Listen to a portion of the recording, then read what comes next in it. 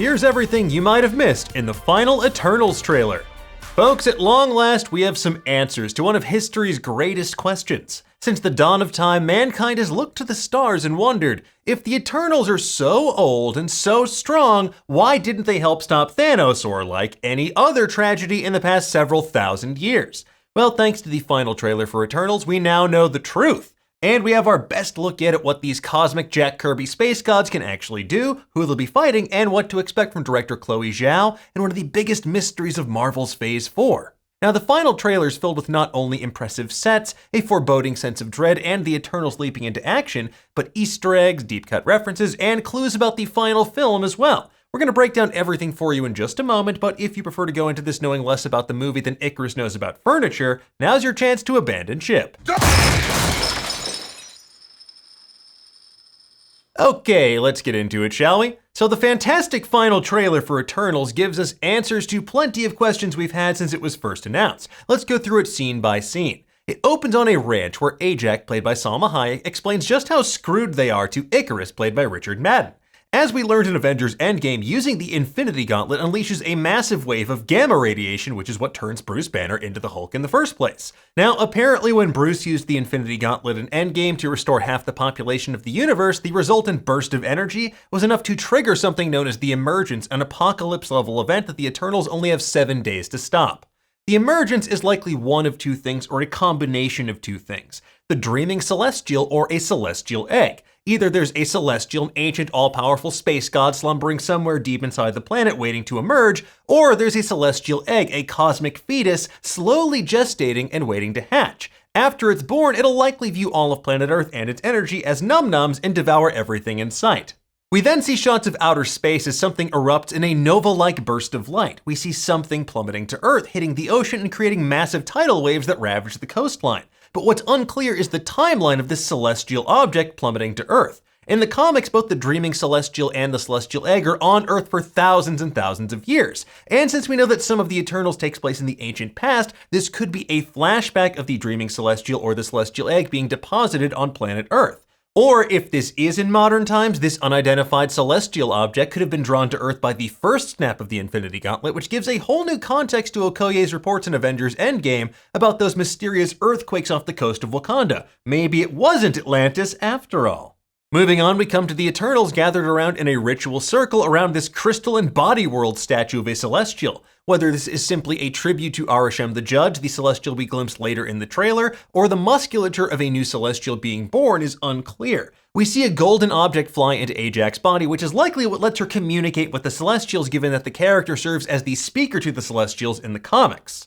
We then see their 2001: A Space Odyssey monolith ship flying past the sun as Gemma Chan Cersei explains they came to Earth 7,000 years ago to protect humans from the Deviants, which, spoiler alert, were also created by the Celestials. Great going, guys. Flawless plan.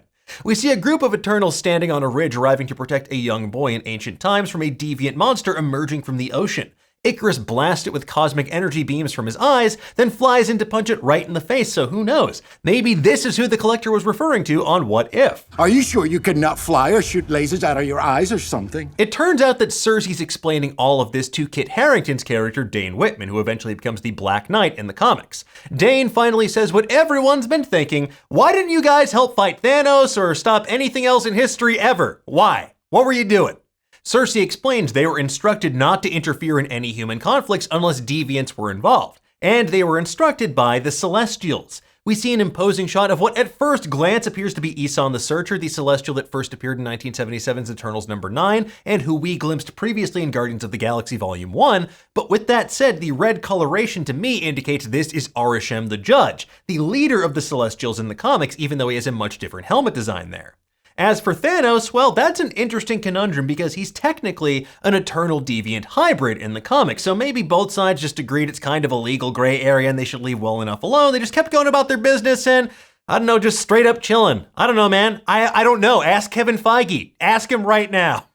During Cersei's explanation, we see shots of the Eternals watching on as a city burns, and based on these ziggurats in the background, this is likely a Mesopotamian city or a Mesoamerican city. While some of the story does take place in Babylon based on what we know from previous trailers, this could also be depicting Spanish conquistadors perpetrating all kinds of heinous acts on civilizations like the Incans, the Mayans, or the Aztecs. If so, this is most likely an Incan city given their connection to the Eternals in the comics all the way back to Eternals #1.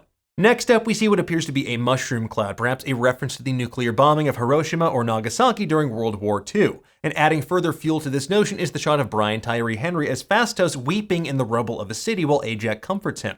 Given Phastos' role as an inventor, I wonder if we're going to find out that he had a hand in helping humanity discover nuclear power, which in turn led to such an unspeakable tragedy. Moving on, Icarus wants to round up the troops because it's been a long time since they've all hung out. We see some familiar shots of the Eternals gathering at Droog's weird forest cult compound, and then we see Droog himself, played by Barry Keoghan, emerging from a barn in front of a large group of blue and white clad villagers that he's presumably mind controlling. Next up, we see Leah McHugh as Sprite unsheathing a gnarly little dagger that kind of looks like a wakizashi, and much like her comic book counterpart, she is stuck in the body of a 12-year-old kid for centuries on end, which I'm sure is going to lead to more than a little resentment. After that, Angelina Jolie's Thena whirls on Don Lee's Gilgamesh, the former attacking the latter with a polearm made of golden energy. Clearly, they've surprised Thena, who's living in the desert all by herself. Kumail Nanjiani's King goes there along with Sprite, Icarus, and Cersei to help recruit Thena, presumably for their mission. We then see another shot of that island with a volcano preparing to erupt. While previously we thought this might be a flashback to the Great Cataclysm when the Celestials destroyed Lemuria and sent Atlantis to a watery grave, it seems like this is actually happening in modern day during the Emergence based on Sprite's comments about having front row seats to the end of the world. And we do see that volcano erupting later in the trailer, so maybe this is either where the Deviants have been hiding out or where the new Celestial will emerge from. Next up, we see what looks like Phastos using his teleportation abilities to bring Sprite, Cersei, Droog, and himself to another dusty desert area with the ruins of columns and various buildings. This seems to be the ruins of ancient Babylon, where they apparently parked their spaceship, as confirmed by the shots of Phastos and the gang walking through a dig site filled with bluish bricks. It's clearly changed a lot since we saw them defending the Ishtar Gate in previous trailers, but let's be real, when you have a parking spot that good, you don't exactly want to give it up. And speaking of their ship, we see Phastos dressing down Lauren Ridloff's speedster Makari and Droog on their ship, which is still full of relics from all over the world, including a statue of Bastet, the Egyptian cat goddess. After that, we get a group shot of everyone in their full costume. Well, almost everyone. We see Kingo, Makari, Gilgamesh, Thena, Icarus, Ajax, Cersei, Sprite, and Phastos, but poor Droog is just out of frame. In the next shot, we see Sprite using her illusion abilities to create a constellation-themed fireworks display for the people in Babylon. And if you look closely, we see a Viking ship, so maybe she's explaining the concept of the Asgardians to the people here in Babylon. Then we see a veiled reference to Icarus and Cersei's love affair, which lasted centuries but ultimately fizzled out. And don't worry, I'm sure that won't lead to any awkwardness once Dane Whitman enters the picture. And speaking of Dane, we see him running away in the next shot from something mysterious in London's Camden Town. What he doesn't seem to notice are the multiple illusory versions of Sprite walking towards him. What they then both notice, though, is a double-decker bus being thrown towards them, which Cersei thankfully alters at the molecular level, turning it into a fine red mist of rose petals. The next shot is Cersei walking in a massive celestial temple towards some sort of mysterious glowing golden object. Now, this could be the Cosmic Beacon, a device that can only be activated by an Eternal, which sends out a message to all the Celestials. This building is most likely the God Chamber, the main temple in the City of the Space Gods, located in an ancient Incan temple in the Andes Mountains in the comics. It's a location that features very prominently in the very first issues of Eternal, so it makes sense we might see it here as well. Cersei reaches towards some sort of mysterious green crystals which resemble the structure of that celestial statue we saw earlier in the trailer, albeit very different in color.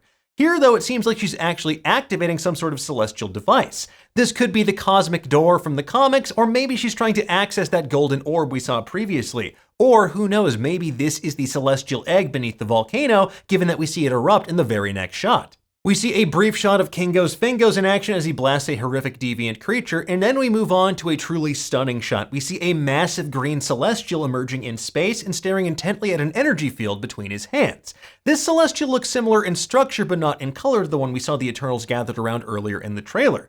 This is most likely Jemiah the Analyzer, for whom the bar in Guardians of the Galaxy Volume 1 is named. And here he's likely surveying the Earth, but the real question is, we know we have the boot of Jemiah as a bar on Nowhere, but is Nowhere actually Jemiah's head? Only time will tell. After that, we see Thena wielding her energy spear and shield in battle against a deviant creature alongside Gilgamesh, and we get a quick glimpse of Makari's super speed in action. Then we see Icarus straight up freaking out and unleashing his energy blast on someone or something at Ajax Ranch at the beginning of the trailer. While this is happening, we hear Crow, the Deviant leader and longtime enemy of the Eternals, holding a possessed or comatose Thena, saying you can't protect any of them. Now, Thena and Crow have a complicated relationship in the comics, and I do mean relationship, and I do mean complicated. Thena winds up becoming romantically involved with this shape-shifting deviant warlord. In the previous trailer, we saw Gilgamesh wistfully holding hands with someone, presumably Thena, and in the very first look at the film, it seemed like those two were squaring off in combat. But based on what we see here, it feels like Crow is going to mind control or possess Thena somehow to pit her against the other Eternals. Regardless, Crow and Thena's love affair in the comics began in Babylon, the culture with which Gilgamesh is most heavily associated, so who knows, maybe Cersei, Dane, and Icarus won't be the only love triangle in this movie. And speaking of getting hot and heavy with Icarus, we see him blast off a Deviant's wing with his cosmic laser eyes. Their battle continues on the ground at what appears to be Droog's cult facility that we saw earlier in this trailer. And last but not least, we come to Phastos, Cersei, and Icarus sitting in what Icarus describes as the perfect safe house. It's got everything you could want: a bowl of fruit, a PlayStation controller, Connect 4, chess, what appears to be a little T-Rex toy. The one thing it doesn't have, vibranium reinforced tables. But who knows, maybe they'll pick up one of those bad boys in the eventual sequel. And there you have it, folks. That is everything we spotted in the final Eternals trailer. And look, we have plenty of theories about what the Emergence could mean for the MCU, when it takes place in the MCU timeline, and what to expect from this film, which will roll out on Nerdist.com in the days ahead. But in the meantime, though, tell us, what did you think of this trailer? Did you spot anything that we missed? Let us know in the comments below, and for the latest and greatest in the world of pop culture, stay tuned to Nerdist.com.